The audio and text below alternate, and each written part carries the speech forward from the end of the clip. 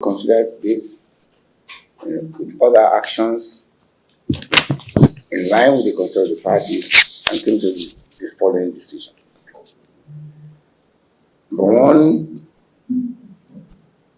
the National Legal Advisor, Kamal Ajibade SAN, suspended for 30 days and is referred to the National Disciplinary Committee of the party.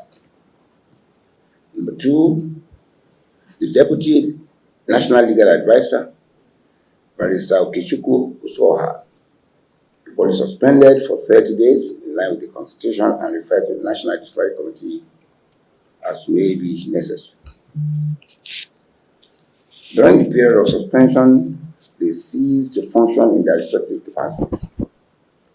Second, the National Organizing Secretary, Honorable Omar Bature, suspended for 1 month and referred to the National Disciplinary Committee. Third, the National Secretary, Senator Samuel Anyanwu, suspended for 1 month and referred to the National Disciplinary Committee.